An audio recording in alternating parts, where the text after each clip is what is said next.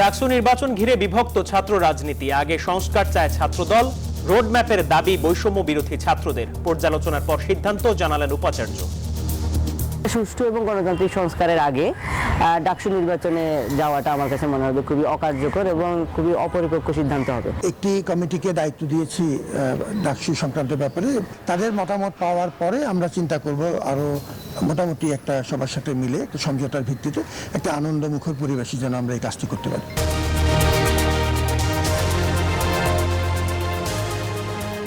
দেখছিলেন প্রধান শিরোনাম। শিরোনামে ছাড়াও থাকছে নির্বাচনের রোডম্যাপে অগ্রাধিকার, তার আগে প্রয়োজন সংস্কার। চূড়ান্ত সিদ্ধান্ত নেবেন সরকার প্রধান, জানালেন উপদেষ্টা রিজওয়ানা।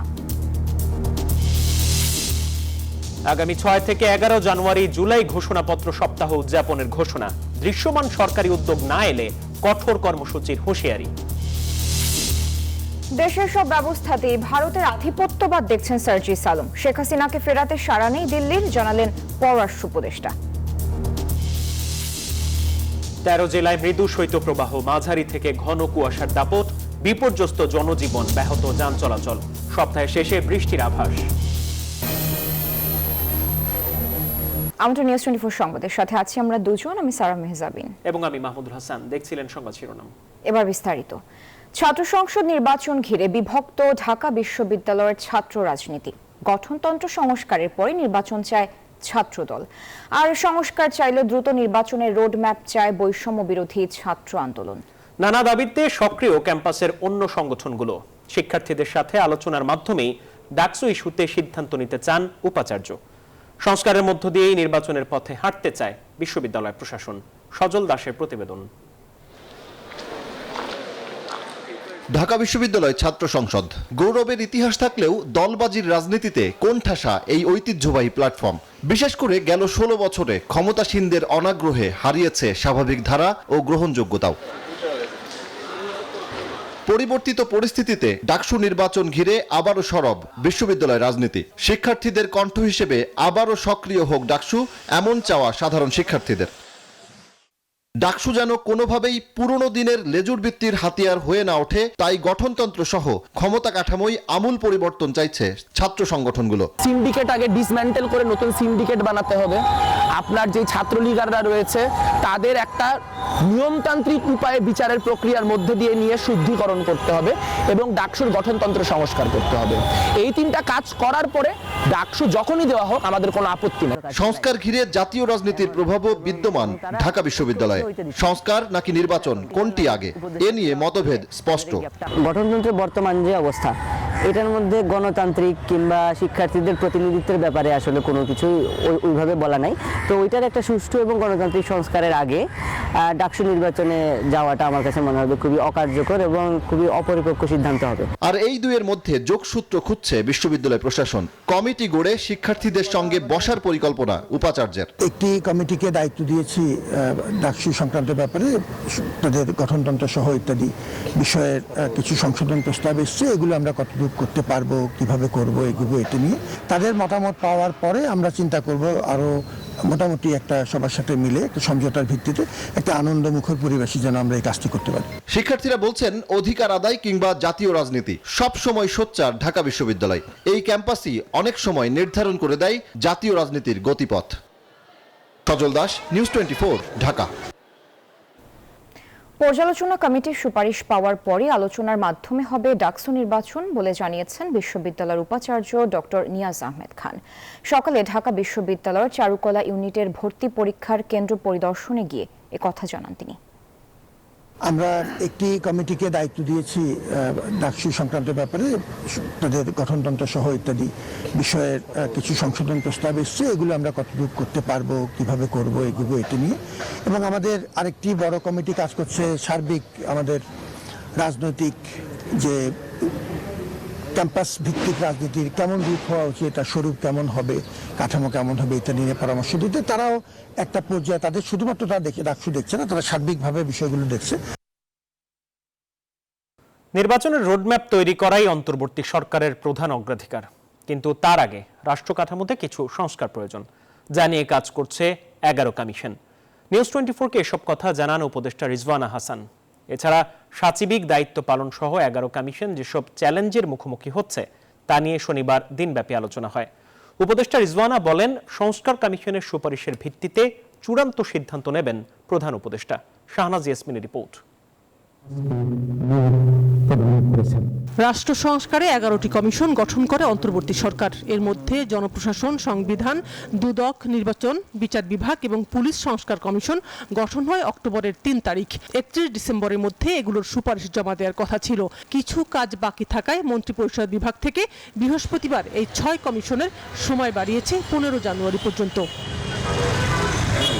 অন্যদিকে 17 ফেব্রুয়ারির মধ্যে প্রস্তাব জমা দিবে এমনটা জানিয়ে স্বাস্থ্য, নারী, গণমাধ্যম, শ্রম এবং স্থানীয় সরকার কমিশন গঠন করা হয়েছিল 19 নভেম্বর। প্রথমবারের মতো আলোচনার জন্য রাজধানীর মাইডাস সেন্টারের টিআইবি অফিসে একসাথে বসেন 11 সংস্কার কমিশন প্রধানরা। হয়তো বিভিন্ন কমিশনার তারা আলাপ করছে যে কীভাবে কোঅর্ডিনেট করবে, কীভাবে করবে, এটা আলাপ হচ্ছে। বৈঠকে আইন উপদেষ্টা আসিফ নজরুল, পরিবেশ উপদেষ্টা সৈয়দা রিজওয়ানা হাসান, শিল্প উপদেষ্টা আদিলুর রহমান এবং সড়ক পরিবহন উপদেষ্টা ফাউজুল কবির উপস্থিত ছিলেন।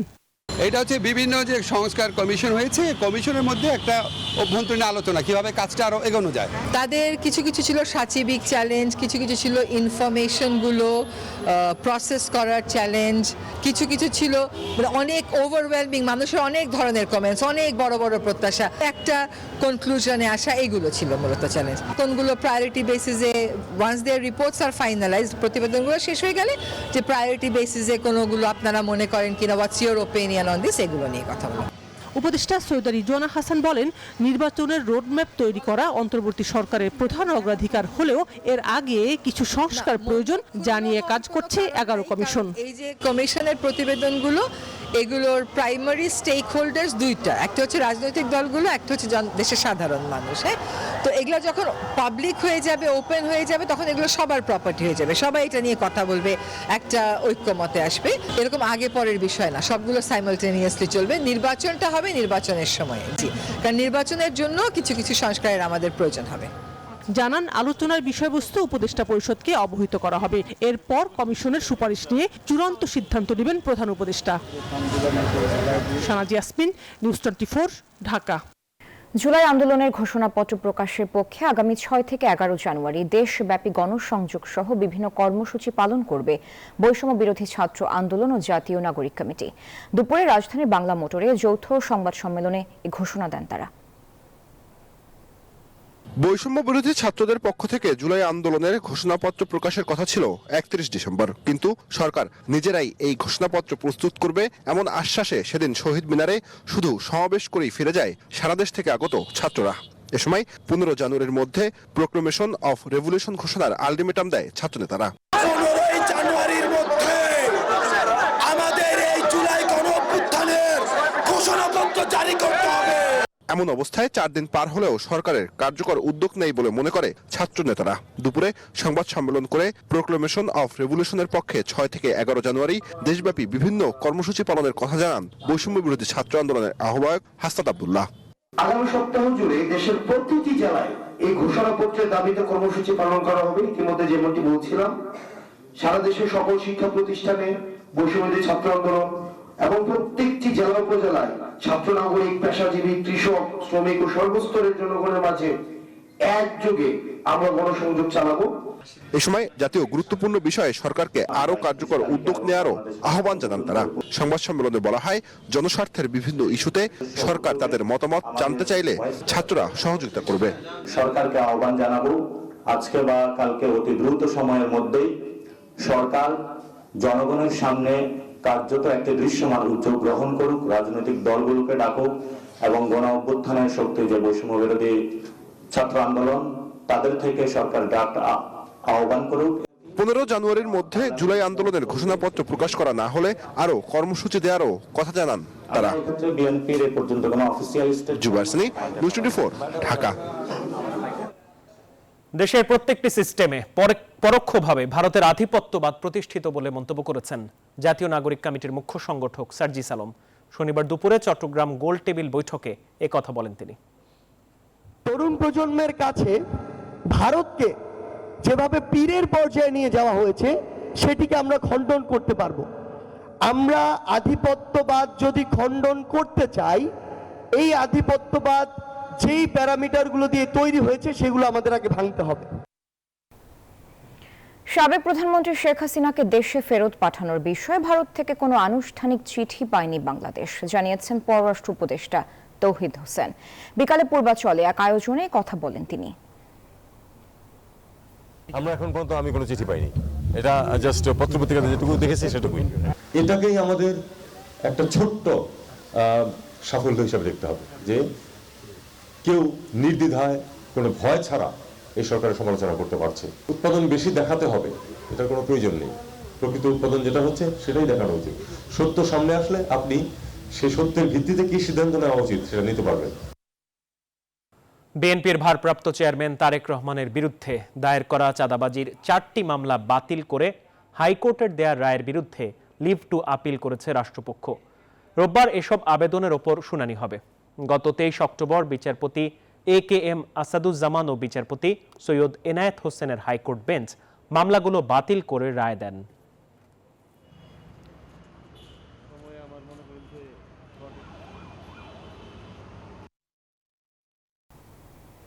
ছাত্ররাই গুলির মুখে দাঁড়িয়ে জীবন দিতে দ্বিধা করেনি। স্বৈরাচারী হটাতে বিএনপির ভারপ্রাপ্ত চেয়ারম্যান তারেক রহমান ছাত্র তরুণদের সেই শিক্ষা দিয়ে যোগ্য করে গড়ে তুলেছেন, এমন মন্তব্য করেছেন বিএনপির স্থায়ী কমিটির সদস্য ডক্টর আব্দুল মঈন খান। বাগেরহাটের মোরেলগঞ্জে এক গণসংবর্ধনা অনুষ্ঠানে প্রধান অতিথির বক্তব্যে তিনি মন্তব্য করেন। এছাড়া দিনাজপুরে আলাদা অনুষ্ঠানে বিএনপি সবসময় জনগণের পাশে থাকতে চায় বলে উল্লেখ করেন স্থায়ী কমিটির সদস্য অধ্যাপক ডাক্তার AZM জাহিদ হোসেন। বিএনপির শিক্ষা বিষয়ক সম্পাদক অধ্যাপক ডক্টর ABM ওবায়দুল ইসলাম বাংলাদেশ উন্মুক্ত বিশ্ববিদ্যালয়ে উপাচার্য নিযুক্ত হওয়ায় বাগেরহাটে আয়োজিত এক সংবর্ধনা অনুষ্ঠানে যোগ দেন ডক্টর আব্দুল মঈন খান। এ সময় তিনি জুলাই বিপ্লবের কথা টেনে বলেন, ছাত্রদের আত্মত্যাগের ফলেই দেশ স্বাধীনতার সুফল পাচ্ছে। এই আদর্শে বিশ্বাস করি আমাদের ভারপ্রাপ্ত চেয়ারম্যান লন্ডন থেকে যিনি তরুণ প্রজন্মকে তিনি নতুন করে গড়ে তুলছেন এই দেশ সেবা করার জন্য, আমি সেই আদর্শে বিশ্বাস করি। স্বৈরাচার সরকার বাংলাদেশের ওপর চেপে বসেছিল উল্লেখ করে বিএনপির এই নেতা বলেন, ছাত্র জনতার সঙ্গে একাত্ম হয়ে জুলাই আগস্টে রাজপথে ছিল ছাত্রদল। এ সময় গণতন্ত্র প্রতিষ্ঠায় দ্রুত নির্বাচনের তাগিদও দেন তিনি আদর্শের রাজনীতি করেন, তিনি সুবিধাবাদের রাজনীতি করেন। দিনাজপুরে আলাদা অনুষ্ঠানে বিএনপির স্থায়ী কমিটির সদস্য অধ্যাপক ডাক্তার AZM জাহিদ হোসেন বলেছেন, বিএনপি সবসময় জনগণের পাশে থাকতে চায়। পরে তিনি মাদ্রাসা, মসজিদ, মন্দির, গির্জা ও অনগ্রসর শীতার্তদের মাঝে শীতবস্ত্র বিতরণ করেন। বিএনপি আপনাদের পাশে থাকতে চায়, বিএনপি আপনাদেরকে কাজ করতে চায়, বিএনপি সবসময় জনগণের কাছে থাকতে চায়। এদিকে বিএনপি চট্টগ্রাম মহানগরীর ব্যবস্থাপনায় আরাফাত রহমান কোকো স্মৃতি ফুটবল টুর্নামেন্টের চট্টগ্রাম অঞ্চলের খেলায় প্রধান অতিথি ছিলেন দলটির যুগ্ম মহাসচিব হাবিবুন নবী খান সোহেল। পরে সাংস্কৃতিক অনুষ্ঠানের আয়োজন করা হয়। Desk report, news 24। সরকারের থেকে বা সরকারের ছত্রছায়ায় ছাত্ররা যদি রাজনৈতিক দল তৈরির চেষ্টা করে তবে তা বিতর্কের সৃষ্টি করবে এবং সরকারের প্রতি জনগণ আস্থা হারাবে। শনিবার এক কাউন্সিল অধিবেশনে মন্তব্য করেন বিপ্লবী ওয়ার্কার্স পার্টির সাধারণ সম্পাদক সাইফুল হক। সরকারের মধ্যে ছাত্রদের যদি প্রতিনিধিত্ব থাকতে পারে, শ্রমিকের প্রতিনিধি থাকা দরকার।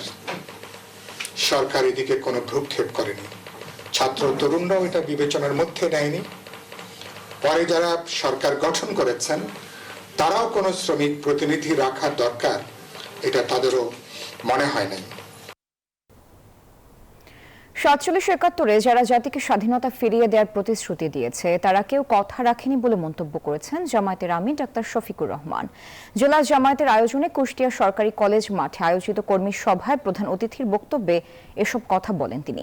আওয়ামী লীগের উদ্দেশ্যে জামায়াতের আমির বলেন, তারা চেতনার কথা বলতেন, চেতনার কথা বলে তারা জাতিকে লুণ্ঠন করেছেন, গণহত্যা চালিয়েছেন, দেশের সম্পদ লুণ্ঠন করে তারা বিদেশে পাচার করেছেন। তিনি বলেন, যেখানে মেধা উন্নয়নের কথা বলা হয়েছে সেখানেই মেধা ডাকাতি করা হয়েছে। আমরা দুইবার এর পূর্বে আমরা স্বাধীন হয়েছিলাম, 47-71। যারা এই স্বাধীনতার জাতিকে ওয়াদা করেছিলেন যে সমস্ত অধিকার ফিরিয়ে দেওয়ার, তারা কেউ অধিকার ফিরিয়ে দেননি। চেতনার কথা বলে বলে এই জাতিকে তারা লুণ্ঠন করেছেন, গণহত্যা চালিয়েছেন। দেশের ব্যাংকিং খাতের খেলাপি ঋণ ছাড়িয়েছে 3.25 লাখ কোটি টাকা, আর এই খাতের মোট ঋণের 2,34,000 কোটি টাকাই নিয়েছেন বিভিন্ন ব্যাংকের পরিচালকরা। এ নিয়ে আলোচনা না হলেও এখন খেলাপি ঋণ আদায়ে টার্গেট করা হয়েছে দেশের শীর্ষ 10 শিল্পগোষ্ঠীকে। সম্প্রতি একটি গ্রুপের রিসিভার ও একাধিক কোম্পানিতে নিয়োগ দেওয়া হয়েছে স্বতন্ত্র পরিচালক। যদিও ব্যবসায়ীরা বলছেন ব্যবসা চালানো সম্ভব হবে না স্বতন্ত্র পরিচালক দিয়ে। আর বিশ্লেষকরা বলছেন অর্থনীতির স্বার্থেই টিকিয়ে রাখতে হবে শিল্পগোষ্ঠীগুলোকে। 3.25 লাখ কোটি টাকার বেশি খেলাপি ঋণে জর্জরিত দেশের ব্যাংকিং খাত, যেখানে মোট ঋণের 2,34,000 কোটি টাকা নিয়েছেন বিভিন্ন ব্যাংকের 760 পরিচালক। আগস্টে ক্ষমতার পট পরিবর্তনের পর এ খাতের প্রকৃত চিত্র বেরিয়ে আসলে দেখা দেয় অনাস্থা। পাশাপাশি বিভিন্ন মিডিয়া ও সামাজিক যোগাযোগ মাধ্যমে অতিরঞ্জিত প্রচারণা গভীর সংকটে ফেলে 10 ব্যাংককে। ঋণের বড় অংশ ব্যাংক খাতের পরিচালকদের দখলে থাকলেও এখন টার্গেটে পরিণত হয়েছে দেশের শীর্ষ 10 শিল্পগোষ্ঠী। শিল্প বাঁচিয়ে টাকা আদায়ের কৌশল না নিয়ে দেয়া হচ্ছে চাপ। ইতিমধ্যে একটি গ্রুপে রিসিভার বসিয়েছে বাংলাদেশ ব্যাংক। একই গ্রুপে 3 কোম্পানিতে আবার স্বতন্ত্র পরিচালক নিয়োগ দিয়েছে পুঁজিবাজার নিয়ন্ত্রক সংস্থা বিএসইসি। যদিও স্বতন্ত্র পরিচালক দিয়ে ব্যবসা পরিচালনা করা সম্ভব নয় মত সংশ্লিষ্টদের।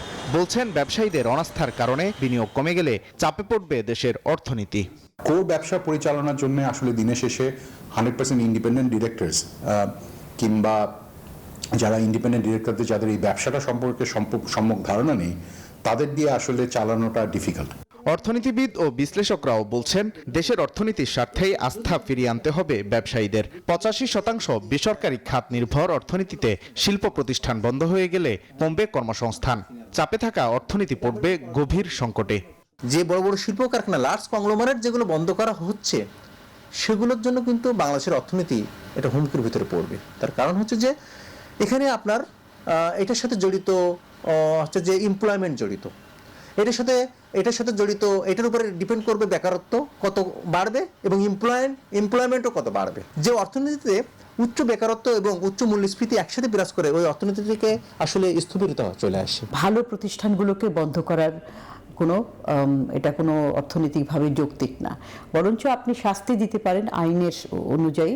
শাস্তি এবং টাকাগুলি যে গেছে, অনেকেই ব্যাংক থেকে ঋণ নিয়েছে, ইচ্ছাকৃতভাবে তারা ঋণ খেলাপি হয়েছে, সেই টাকাগুলি উদ্ধার করা এবং দেশের প্রচলিত আইনে ব্যবস্থা নেওয়া। এদিকে 2024 সালে নানা অস্থিরতার মধ্যে কমেছে বাণিজ্য বিনিয়োগ। আর কেন্দ্রীয় ব্যাংকের তথ্য বলছে চলতি 2024-25 অর্থবছরের প্রথম 5 মাসে মূলধনী যন্ত্রপাতি আমদানিতে এলসি খোলার পরিমাণ কমেছে 26%। ওয়ালিদ সাকিব, নিউজ 24, ঢাকা।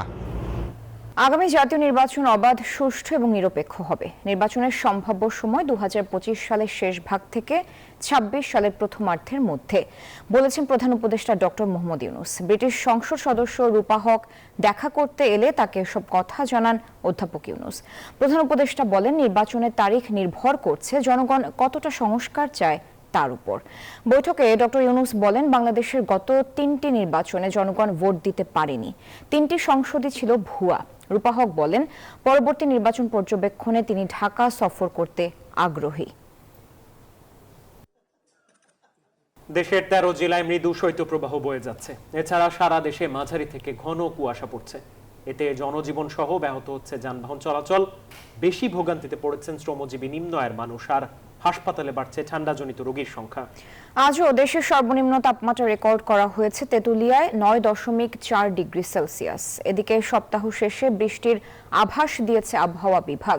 প্রতিনিধিদের পাঠানো তথ্য চিত্র ডেস্ক রিপোর্ট। ঘন কুয়াশা আর হিমবাতাসে কাঁপছে সারা দেশ। রাজশাহী, পাবনা, বগুড়া, নওগাঁ, কুষ্টিয়া এবং রংপুর বিভাগের 8 জেলার উপর দিয়ে বইছে মৃদু শৈত্যপ্রবাহ। তীব্র শীতে স্থবির হয়ে পড়েছে জনজীবন। আগুন জ্বালায় বসে আছি, যাও চলতে পারতেছি, খুবই ঠান্ডা লাগতেছে। কয়দিন তো বেড়ে পাই না, খুব শীত, কুয়াশা। কনকনে ঠান্ডায় বিপাকে পড়েছেন শ্রমজীবীরা, চরম দুর্ভোগে বেশি বিপাকে পড়েছেন নিম্ন আয়ের মানুষ। বাধ্য হয়ে ঘরের বাইরে যাচ্ছেন তারা। শীতের দাপটে খড়কুটো জ্বালিয়ে শীত নিবারণের চেষ্টা করছেন অনেকে। আগে তো গাড়ি নিয়ে বাইরে এলে 1200-1300 টাকার কাম করতাম, এখন গাড়ি নিয়ে বাইরে এলে 1 টাকা কাম করতেই কষ্ট হয়ে যায়। কুয়াশার কারণে কাজ কামাই বন্ধ, বন্ধ হয়েছে, সারাদিনটা আর কি কষ্ট আর কি কোনো মতনে চলে। দিনের আলোতেও মহাসড়কে হেডলাইট জ্বালিয়ে চলাচল করছে যানবাহন। হাসপাতালগুলোতে বাড়ছে শীতজনিত রোগের প্রকোপ। বেশি আক্রান্ত হচ্ছেন শিশু ও বয়স্করা। সতর্ক থাকার পরামর্শ দিচ্ছেন চিকিৎসক। আবহাওয়া বিভাগ বলছে ধীরে ধীরে তাপমাত্রা বাড়লেও সপ্তাহের শেষে বৃষ্টি হতে পারে। সেই সাথে চলতি মাসেই আরও কয়েকটি শৈত্যপ্রবাহ হবে। শনিবার দেশের সর্বনিম্ন তাপমাত্রা রেকর্ড হয়েছে তেঁতুলিয়ায় 9.4 ডিগ্রি সেলসিয়াস। জনজীবনের পাশাপাশি ঘন কুয়াশার কারণে বিমান চলাচল, অভ্যন্তরীণ নদী পরিবহন এবং সড়ক যোগাযোগ সাময়িক ব্যাহত হচ্ছে। Desk report, news 24। সহকর্মী, প্রিয়জন এবং পরিবারের সদস্যরা শেষ বিদায় জানিয়েছেন চিত্রনায়িকা অঞ্জনা রহমানকে। শনিবার সকালে বিএফডিসি প্রাঙ্গণে নেওয়া হয় তার মরদেহ। বিষাদের সুরে বিদায় জানানো হয় কিংবদন্তি এই অভিনেত্রীকে। সুকন্যা আমিরের প্রতিবেদন। মৃত্যু মানেই শোক। সেই শোক নিয়েই শুরু হয় শনিবারের এফডিসির সকাল। যে অঙ্গন অঞ্জনাকে নায়িকা রূপে দর্শক প্রিয়তা এনে দিয়েছিল, সেই অঙ্গনে আজ বিদায়ের সুর। বিষাদের সুর বাজে অঞ্জনা রহমানের দীর্ঘদিনের সহকর্মীদের কণ্ঠেও। এই শূন্যতা কখনোই পূরণ হবার নয়। নিয়ে আসবো একটু আগে আমি গেলাম, তখন কথাবার্তা স্বাভাবিক ছিল এবং আমার লোকজন ছিল তাদের সাথে আমি কথা বলেছি। আমি মনিকে ফোন দিয়েছিলাম, মনে বলছে যে জ্বর, এই 45 ঘন্টা রেস্টে থাকতে বলছে। 23 তারিখ সকালবেলা আইসা ইউনাইটেড হসপিটালে নিয়ে গেছি আমি। আইসা দেখি বিছানা খুব খারাপ অবস্থা, কোলে করে নিয়ে গেছি। আমরা এত কাছে থেকে মিশছি, এত কাছে থেকে আমরা একসাথে হয়েছি যে বলার মতো না। ওনার একটা ড্রিম প্রজেক্ট ছিল অঞ্জনা সিনে কমপ্লেক্স, যেটার সাথে আমি সরাসরি সম্পৃক্ত ছিলাম। এটা আমাদের সবারই একটা ড্রিম প্রজেক্ট ছিল। ওই প্রজেক্টটা যখন আমরা দেখলাম যে হলো না, উনি মারাত্মকভাবে আপসেট ছিলেন। প্রায় 4 যুগ ধরে চলচ্চিত্র অঙ্গনের সাথে সম্পৃক্ততা ছিল কিংবদন্তি এই শিল্পীর। তবে বিদায় বেলায় হাতে গোনা কয়েকজন ছাড়া পরিচিত মুখ খুব একটা দেখা যায়নি এফডিসি অঙ্গনে। তিনি যে আমাদের দেশের জাতীয় পুরস্কার প্রাপ্ত একজন শিল্পী, তার থেকেও বড় জিনিস হলো তার আচরণ, মানে তার ব্যবহারটা খুব সুন্দর ছিল। সিনিয়র শাবনার আপা থেকে আরম্ভ করে উনি একজন সাধারণ আদনান ছোট জুনিয়র শিল্পীর সাথে একই আচরণ করতেন। এটা ওনার কাছ থেকে শেখার। আমাদের অনেক বড় একজন গার্জিয়ান উনি, তাকে আমরা হারিয়েছি। এর থেকে বেদনার কিছু থাকে না। অঞ্জনা রহমানের মৃত্যু নিয়েও প্রশ্ন তোলেন কেউ কেউ। যাকে আসলে পালিত সন্তান বলুক আর যাই বলুক, লালন পালন করেছে, সেও সকাল 9:30টার মধ্যে আসতে পারেনি। আর আমার কথা হচ্ছে সে কেন বাসায় চলে যাবে। আমরা যখন শুনেছি ইউনাইটেডে আমরা যেতে চেয়েছি, আমাদেরকে দেখতে দেওয়া হয়নি, যেতে দেওয়া হয়নি। তো কেন দেখতে দেওয়া হয়নি? তাকে দেখতে দেওয়া হয়নি, তার কাছে যেতে দেওয়া হয়নি। এখন আমাদের কথা কেন যেতে দেওয়া হয়নি? এফডিসি প্রাঙ্গণে জানাজা শেষে মরদেহ নেওয়া হয় চ্যানেল আইতে। সেখানে শ্রদ্ধা জানিয়ে বনানী কবরস্থানে দাফন করা হয় তাকে। সুকন্যা আমির, নিউজ 24, ঢাকা। টিকে থাকতে জাতীয় ঐক্যের বিকল্প নেই মন্তব্য করেছেন বিএনপি মহাসচিব মির্জা ফখরুল ইসলাম আলমগীর। বিকালে ঠাকুরগাঁও পাবলিক ক্লাব মাঠে জেলা ছাত্রদলের সমাবেশে ভার্চুয়াল মাধ্যমে যুক্ত হন তিনি। মির্জা ফখরুল বলেন, 15 বছর ধরে আওয়ামী লীগ দেশটাকে ধ্বংস করে দিয়েছে। আন্দোলনে শেখ হাসিনা কয়েক হাজার ছাত্রকে হত্যা করেছে। ছাত্রদলের উদ্দেশ্যে বিএনপি মহাসচিব বলেন, সবসময় জ্ঞান ভিত্তিক চর্চা করতে হবে। পড়াশোনার মধ্য দিয়ে নিজের ও দেশের কল্যাণ কিভাবে করা যায় সে চেষ্টা করে যাওয়ার পরামর্শ দেন তিনি।